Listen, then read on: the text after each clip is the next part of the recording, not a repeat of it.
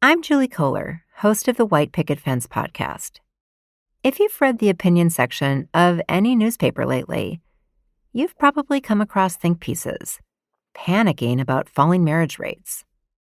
They make sweeping claims that getting married will make you happier, healthier, and wealthier. Some even say that getting married is a way to stick it to the elites. I'm not so sure about that.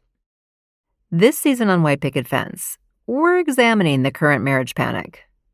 We'll go beyond the rosy sheen of love and commitment and expose the darker side to all of this marriage talk and explore what becomes possible when we broaden our imagination around what relationships can look like. Listen and subscribe wherever you get your podcasts.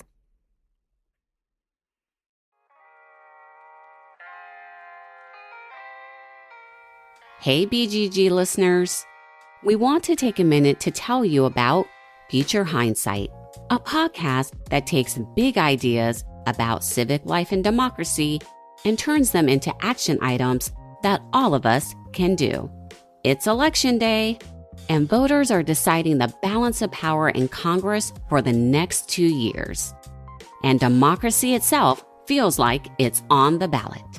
Future Hindsight will help you think about the future well beyond the horse race. Host Mila Atmos has compelling conversations with public servants, activists, journalists, and more.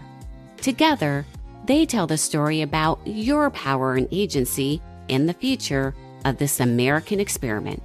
You'll always get a dose of hope and inspiration on how you can get involved.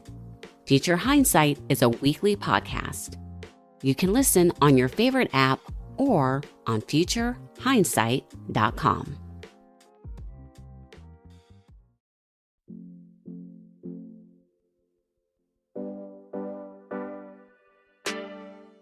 Hey Brown Girls, it's Ashanti, host of the Brown Girls Guide to Politics. Here we are at the grand finale of yet another season of the BGG. But, as always, engaging with the issues we've been talking about doesn't end at the end of this episode. You've got to make sure you can actually act on all of the incredible conversations we've been having. And since today is Election Day, get out to vote. Today, I've got the best voice possible lined up to lead us into the world of voting rights. She's a returning guest to the BGG and a major voice in getting the Black community out to the polls. It's LaTosha Brown, co-founder of Black Voters Matter Fund. But before I talk with LaTosha, let's lay out the ground rules.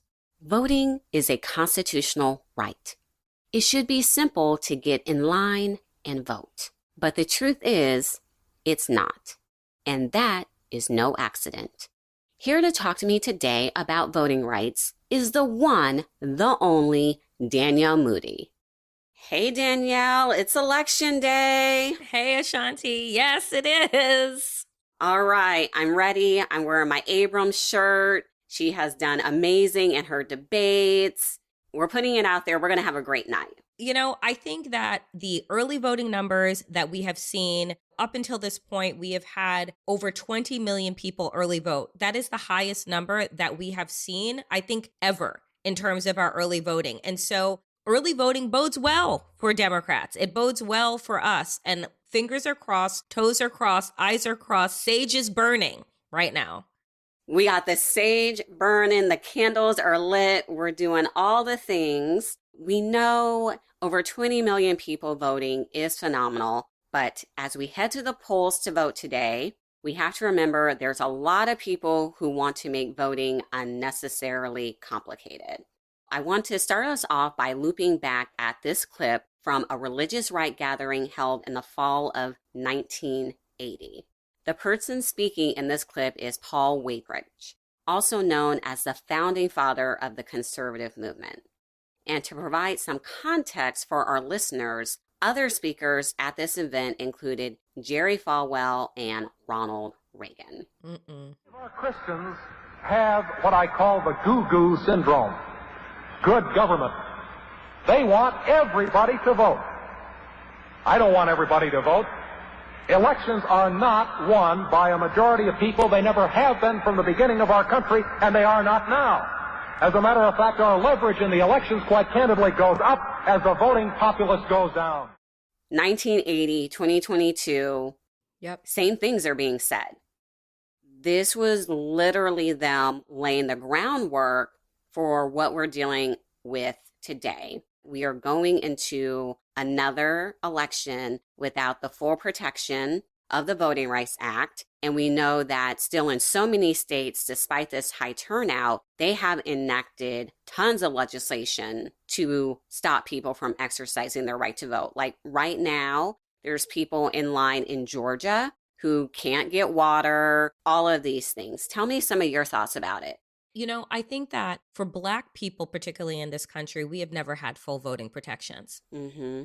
And I think that that is why the gutting of the Civil Rights Act in terms of the states that had to have preclearance, states that historically had violent backgrounds as it pertained to voting, such as Alabama, Georgia, and so many others, when Justice Chief Roberts, when he decided and said in his decision, we're past this in this country.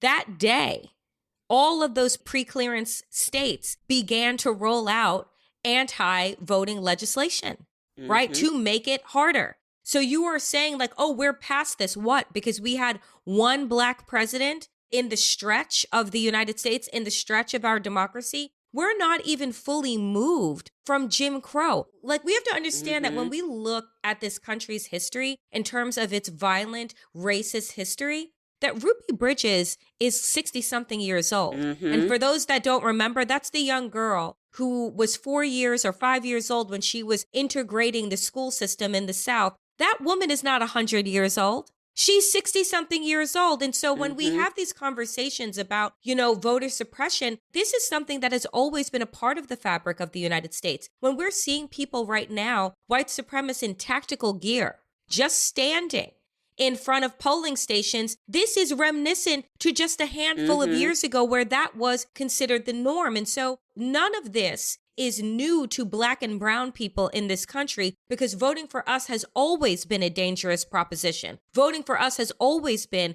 a life or death proposition, whether it is life and death literally in having to die for that right, or life and death in terms of who is deciding the policy, right, that is going to be bearing down on our day-to-day life. And so when I listen to this from the 1980s, I think to myself, well, what have Democrats learned during this time? What have they been doing in order to rouse people to the understanding that our history continues to repeat itself because we refuse to learn the lessons? And you mentioned Ruby Bridges, and I also wanted to note just a few weeks ago, a man passed away. He was 90, and he was the last descendant, according to the news, of slaves in this country. So he was the son of slaves. Y'all, he was only 90.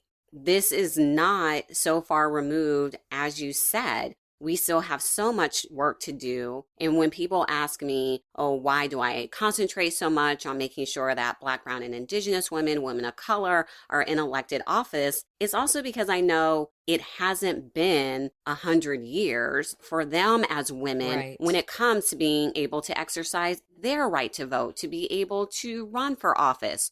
Shirley Chisholm, that was the 1960s, y'all.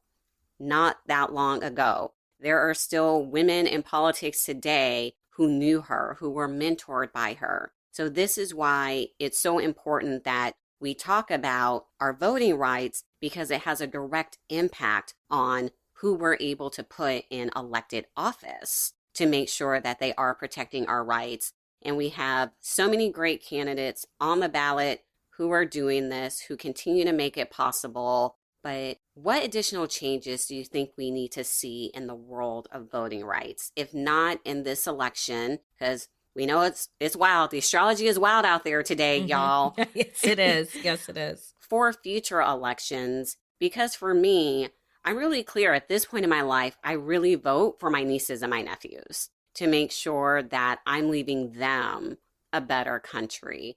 So what are some of the things that you want to see? I mean, Ashanti, something very simple. I would love for Election Day to be a national holiday. Look, this is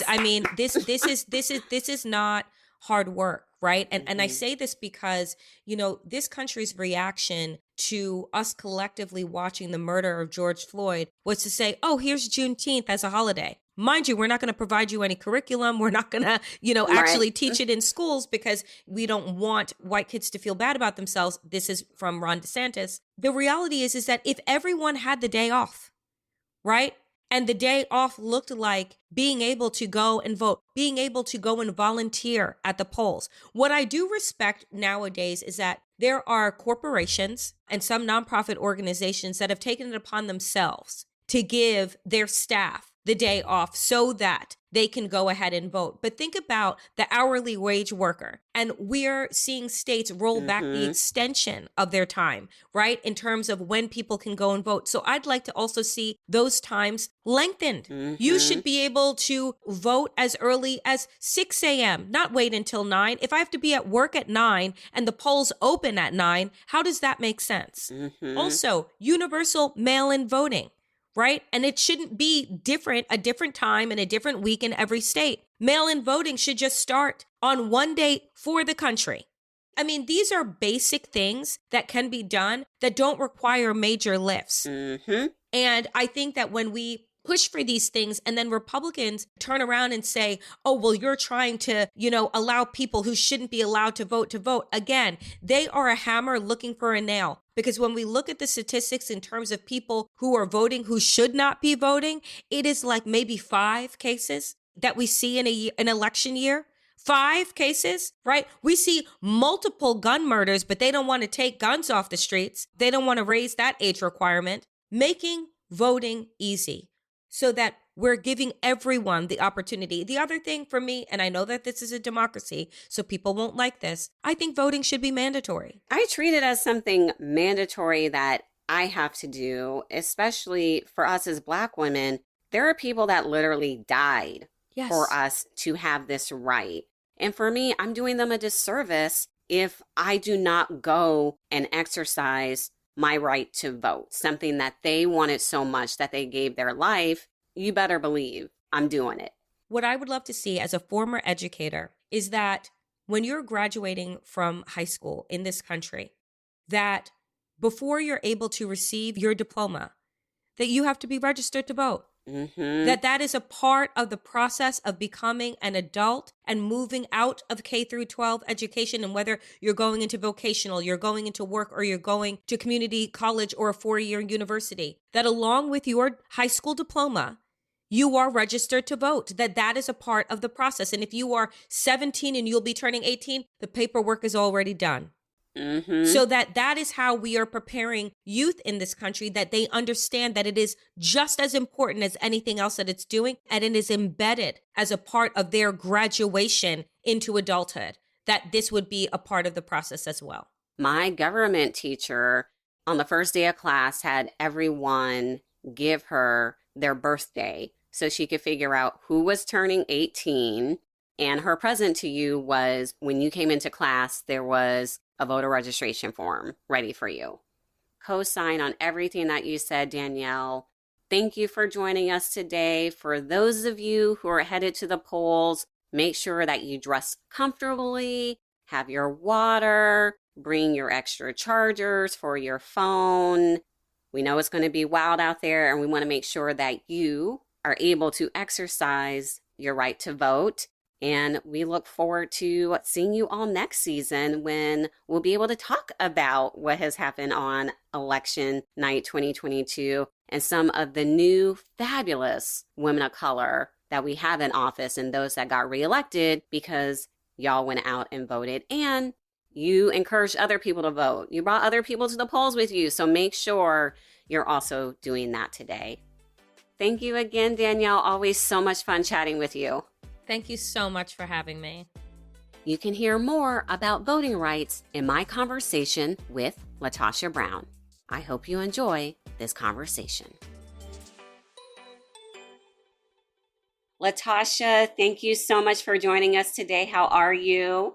I am well. Thank you for having me on here today. I appreciate you taking the time. So for our long-term BGG listeners, LaTosha is a returning guest. For our new BGG family members, go back and listen to that first episode, because on this episode, we're just diving right in to the important conversation on voting rights. But first, LaTosha, you're one of the co-founders of Black Voters Matter, but I want you to tell everyone where you're actually calling in from today to do this interview, because I also need for them to hear about this other great organization that you do work with.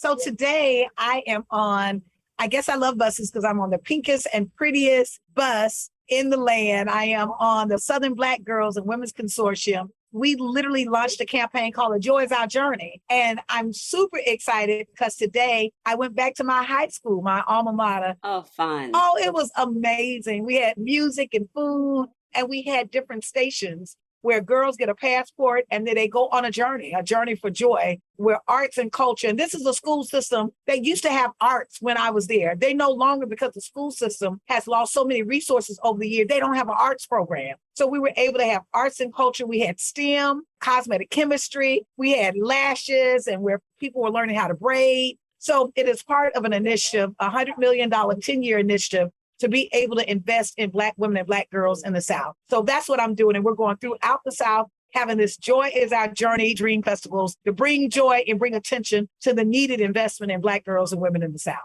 That is just so beautiful. You do so much great work, especially across the South. So I do want to just start by diving in and talking about some of the horrible voter suppression laws that we have seen passed, especially in Georgia. Georgia is one of the states that you have focused a lot on. We know that the voting laws got passed, and then in the primary, there was still some pretty decent turnout. And what I didn't like is there was a lot of articles that said, oh, see, the laws aren't that bad because look at how many people still came out to vote. Look at how many people were still able to vote. And for me, I'm like, well, you need to talk about what LaTosha's done. You need to talk about what Stacey Abrams has done to really educate people, to get people out. So can you just kind of frame what we're seeing now still happening with people trying to suppress our vote? And then we unfortunately have media and other people trying to tell us that it's not that bad. One of the things that's so frustrating about racism in America is that we're punished for our progress. That whenever a minority community, and Black people in particular, I'll just raise because that's been my experience, why are we punished for our progress? Because people come out to vote, that wasn't indicative of it being easier. That was indicative of our hard work. But why should I work so hard for a basic fundamental right? I want to work on other things too. We have policy and other pieces that we want to work on. It is unconscionable that we're in 2022 and we still have to have a movement for equitable access to the ballot and voting rights. So I think that is disrespectful. It's ahistorical, and it is completely undermines the fact that there are organizations that are doing the work to get people out to vote, not because we should, but because that it is a need, because there are those that have put in barriers. And we're just committed and determined that we're not going to allow those barriers to stop us. But the truth of the matter is it is fair to keep moving the goalposts. How would you like to play a football game and someone moves a goalpost every time your team makes a touchdown? So we have to look at it in those contexts. And I think that it's really unfortunate that we don't look at it in those contexts, because at the end of the day, we have made it normal, and it is okay for Black people and communities of color to do more, that it is okay for us to actually, we have to give more, we have to dig more, when at the end of the day, why should we have to literally fight the way that we're fighting just for something basic and fundamental as the right to vote?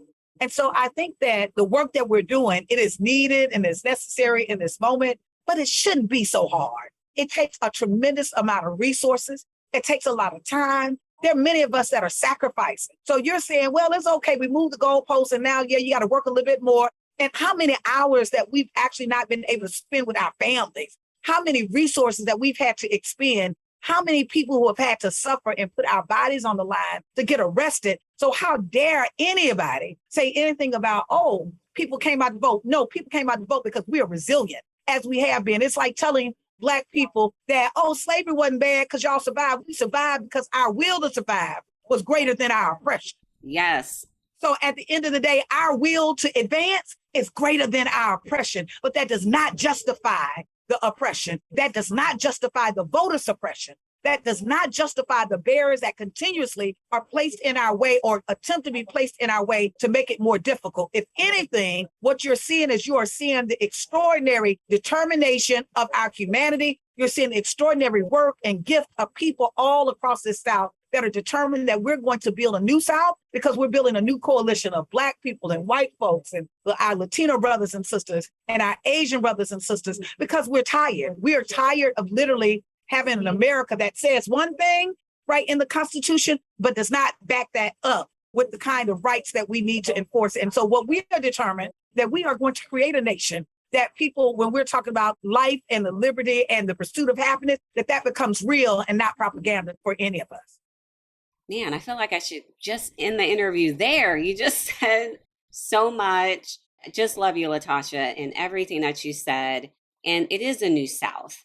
There's the work in Georgia and North Carolina and Florida. So can you tell us a little bit more about the work that you're doing there, and especially in these states where we're seeing lots of women of color running for office at the top of the ticket, especially Black women? We know that Black and brown voters are going to be crucial to helping get those people elected. So tell us a little bit about what you have been doing, especially as we head into the midterms. So, I often say organized power is realized power. And so if we want to really be able to direct and build power, we got to get organized. And so that's what we have been doing along with Emerge and other organizations that are on the front line doing this work.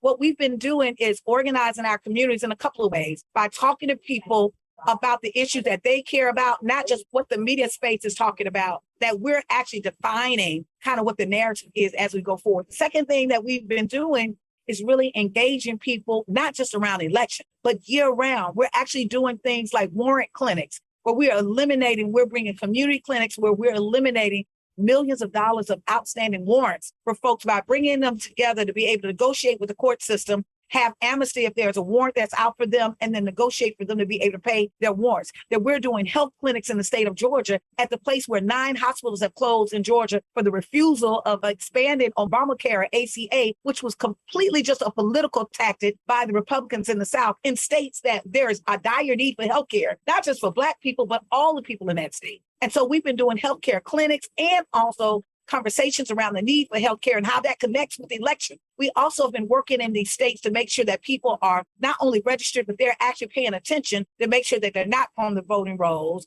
and that they're constantly putting pressure and monitoring what is happening, not just on the federal level, but on the state level and the local level. We believe that people need to see democracy as that what we're saying is our freedom is our birthright, that we need to really recognize that at the end of the day, if we are to engage and to shift power, that means we're going to have to exert power. And in order to exert power, we've got to organize and constantly be a part of the changing landscape and shifting the narrative, the discussion, and the policy priorities for our community. So that's some of the work that we've been doing. I always say it's like threefold, the work of Black Voters Matter. We do 3 things. We move money so that we can get it to grassroots groups and organizations on the ground. We mobilize communities to action, and that we shift the message. Because what we want people to know is that the South ain't red or blue, the South are people, and that at the end of the day, organized people make a difference of what direction we go. And as goes the South, goes the nation. We have receipts to show that. And so currently what we're doing is to work in the South and the place that many have given up, that many people have said, oh, no, that's the South. That's a highly conservative. We're saying, no, we're here to stay, and we're going to shift this country. We're going to shift this nation by shifting a region that has been constantly supporting regressive policies and regressive politics. Everything you said about doing the work in the South. When I came to Emerge, I was the political director before I was the president, and I focused our work on the South, because I knew that there were good women there that needed to run for office, and they just needed for someone to make the investment. That's right. And I wanted to make sure we were that organization. And then we got groups like yours turning out the voters. I just love it. And I want to see more people do investment in the South. That's right. The work that you do, Emerge, I actually think that's one of the most critical pieces. That's the building the pipeline of leadership. That's exactly what we need. We need to see more women and women of color who have been deeply underrepresented in positions of power and in office all across the board in this nation, but particularly in the South. When we think about what happened in COVID, 100% of the job loss after COVID were women of color, y'all. Yes. Right. When we look at 68% of Black women are wage workers, they're some of the most vulnerable workers that we have. But one, we think of them as essential workers. And so I say that part of the work that Emerge is doing to really be able to lay the foundation and create this leadership pipeline of new voices and women of color, that is the thing. That's the kind of work that makes me excited and is going to change the trajectory and the political landscape of this nation forever. Well, I love doing this work with you. And now I'm going to talk about something that I know makes both of us mad, that whenever we see women of color ascending, when we see people of color turning out to vote, people want to start to cast doubt. They want to say that there's election fraud. There was just something messy going on because how did these people get elected? How did so many people actually turn out to vote? Tell us a little bit about what you've been hearing about this and what our listeners need to know to help combat these lies that people like to spread about our voting power. There's a long history of that. You know, when Black people and people of color have shown up in any space, there's always been an attempt to discredit who we are, to discredit how we actually operate, to marginalize our power. The first thing that I would say is for us to call out the lie. The way you call out a lie, the way that you actually disrupt darkness is you shine light on it. So I think, one, we have to call out the lie, but I think we also have to literally be diligent about lifting up the truth, to lift up that at the end of the day, some of the lies that happen, I want people to understand, is not because we're losing, y'all, we're winning. Yes. That the South is becoming more progressive. It is becoming more diverse. It is becoming younger. When you look at who makes up the South, there are communities of color and young people are making up the bulk of the South. So we should spend our time talking to them, to talking to ourselves, to get us to believe, which I always talk about, in a radical reimagination of what the South can be. That I'm clear that if we are able to break up this structural patriarchal racism, that is white supremacy that is in the South, when we're able to break up and disrupt those systems, in fact, we will be able to change this nation forever. I am convinced of that. We've seen evidence of that. And so I think it's really important that in this space, that what we have to do is literally do three things. One, we've got to get more people engaged and to care about what the future is going to be in this nation. Number two, we got to get more people to really think about what future they want. So instead of us just responding to current leadership around what they see, we actually have to be more proactive about creating the plans. And that's what we do with the communities we work with, around envisioning what it is that we can do things differently. You know, we can actually eliminate the electoral college. When we decide to eliminate it, we can eliminate it. When we decide that DC will be a state, it will be a state. We have to also recognize that we have power and we have to organize outside of not just responding to what is already on the table, but also organizing ourselves in such a way that we can actually implement new policies and a new path forward. And the third thing, and I know you're going to love this one, Ashanti, we got to elect more women in office. Yes, we do. We just got to put more women in office that are grounded in community and have a vision of moving forward. Because what we do know, and studies have shown that when women are in positions of leadership,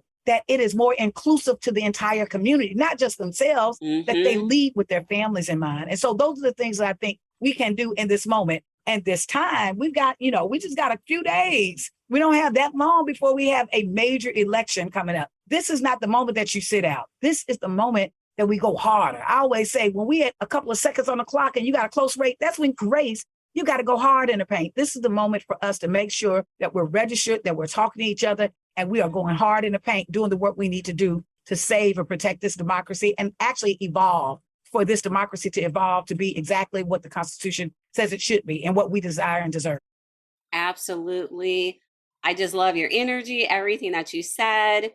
So to close us out, because I know you got to get back to all the joy that you're having with the amazing Black women and girls. Like you said, midterms are upon us. They're going to be right around the corner, but we may still have those people in our lives who think they don't need to vote, that their vote doesn't matter. Nothing is going to change, but you have seen the work that can be done. So give us, what do we say to those people in our lives who are still doubtful, and how do we turn them into the people that want to help defend our democracy with us? I've never met a person that didn't want some power. And I think sometimes we have reduced voting to just being participatory. You just need to vote, right? So it's almost like it's disconnected. It just becomes an action. And so I think that the way that we engage people at Black Voters Matter is we don't start from the place of participation. We start from the place of power. To talk about power. What is it that you want? What is it that you deserve? Even when they come and talk to us about their frustrations with the system, their frustrations with the elections, how they feel, instead of actually not hearing that or combating that, we're honest. We say, well, yeah, we feel that way sometimes. I have felt where I have actually gotten let down for people that I believed in that were leaders, right? But the reason why I vote and the way that I participate in this process is because I want my community to have power. And ultimately, I know that every single aspect of my life is impacted by public policy. And who makes public policy? Elected officials. And so at the end of the day, I don't want any decision being made about me and my family and my community, and I'm not a part of that decision-making process. And so when we're talking to people about voting, we're talking to them that this isn't about voting. This is about you using your agency to make sure that you're using everything in your power, your economic power, your political power, just even in the context of your agency as a human being, to actually be able to weigh in on decisions that are going to impact your everyday lives. So our goal is not to tell people to try to convince people to believe in the vote. Our goal is to convince people to believe in themselves. And that if you believe in yourself and you believe in your power, you're not going to let people continue to try to just take resources from your community. You're not going to continue to let people attack your community. You're not going to continue to let people just do their whatever it is they want to do. I don't care what it is that they've done. You're not going to walk in my house and try to take my stuff, and I'm not going to fight you. That's just not going to happen. And so I think that it's really important for us to really start from the premise to be honest with people that voting, I am the first one to say, I don't believe that voting is the end all and the be all going to solve our problem. I think voting is one tool of several tools that are necessary, that we must use to have the kind of environment, the kind of community that I want for my children, my grandchildren, my great-grandchildren. At the end of the day, I am willing to sacrifice. I am willing to do whatever it means, whether that means how I make my financial choices, where I decide to live, and who I literally support to be in positions of power that are going to govern those things that govern me and my family. So when we're talking about people about voting, we tell them vote because you matter. Because at the end of the day, it is all about you. Yes. LaTosha, thank you so much. But tell our listeners where they can find you and how they can follow Black Voters Matter. I am on all social media, Miss LaTosha Brown, MSLATOSHA Brown, on Facebook, Twitter, IG. I often talk about some of the work that we're doing. Please follow Black Voters Matter. We're Black Voters MTR on Twitter, Instagram, and our Facebook page. We are constantly doing work. We work in 20 states, 12 states very deeply, but we're all over. Please check us out on our website, blackvotersmatterfund.org. But thank you for having me on this show. We want folks to really recognize the way that we do our work are rooted in two beliefs. We believe that our responsibility, we can actually change this nation by spreading love and building us some power. And so in the process of doing both of those things, that's what we do with Black Voters Matter. We invite people to come join us, come join the movement. Awesome. Join the movement, y'all. Thank you, LaTosha. Thank you for having me.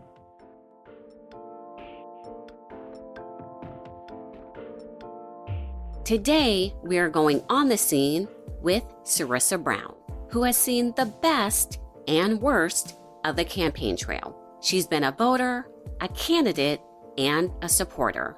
She tells us about the difference between just wanting to make change in the political arena and actually making change happen. Hi, my name is Sarissa Brown, and I'm from Birmingham, Alabama. I'm not from a political background. I knew the bare minimum about politics, but I've been a mental health advocate. At that point, it was about 13 years, and I witnessed someone attempt suicide. And the police came and they treated it like it was like a crime scene, a war scene. They weaponized the scene. And I was very unhappy with the way it was handled. And I was very frustrated. I called the police department. I called the mayor's office. I was given all these promises of things we were going to do. All I wanted to do was talk to somebody about police sensitivity training. They needed to redo it. But everyone ignored me. I'm a Christian, so I prayed about it. And then a year later, I was like, you know what? My voice needs to be heard. And I jumped into that race.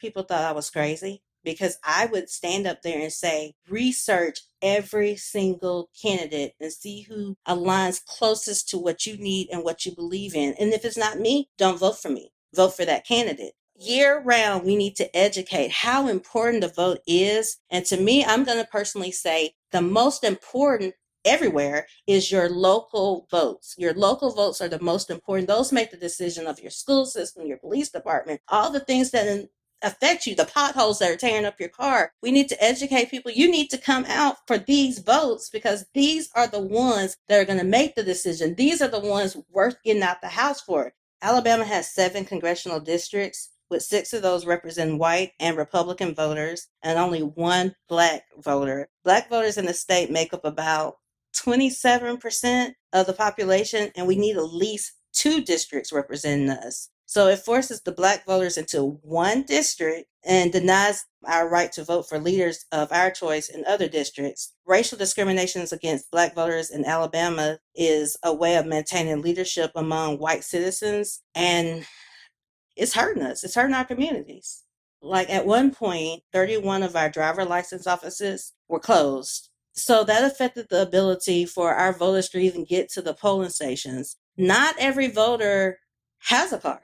Some people use the bus, some people walk, and then you're closing the places that they can get to. I don't blame them. The easiest way is not to vote. The lines are long. You need special things for elderly. You need special things for the people with disability, for pregnant women. These people stand in line. They're making it where they're going to get out of line. They're not going to vote. They're going to get tired. Like I have an unseen disability. I have arthritis. After a while, it's like, if I can't sit down, I have to leave. And I think that stuff is done on purpose. I'm an organizer and now I'm an activist. I get on people's nerves, but I let them know you need to vote. If they complain to me about something, I'm like, you need to vote. Were you part of the people that did not come out to vote? You need to vote. I just use my mouth and I still have a little platform. It's not big like it was, but a little platform to let people know, just vote. And I feel like us in the community also should educate each other. We should talk more and we should educate each other. If you have this knowledge, share it with someone. Don't keep it to yourself. Don't talk about them. Don't make fun of them. Everyone has a right to vote. And that's it. Just everyone has a right. Grassroots supporters across the country are making their voices heard this election season because their voices have an impact. ActBlue's secure online fundraising platform is trusted by millions of small dollar donors who are driving the change they want to see. At actblue.com/directory, you can find and contribute directly to the groups and causes that matter most to you. So head to actblue.com/directory to take action today. That's a wrap on Season 9 of the podcast. Thank you so much to all of our listeners for being with us on this journey. It personally means so much to me. It would also mean a lot to me if you could take the time to rate and review wherever you listen to your podcast. For more information on the Brown Girls Guide to Politics, you can check us out at www.thebgguide.com and on Facebook, Instagram, and Twitter at The BG Guide. The Brown Girls Guide to Politics podcast is produced by Wonder Media Network, and you can find them at wondermedianetwork.com. Until next season, Brown Girls.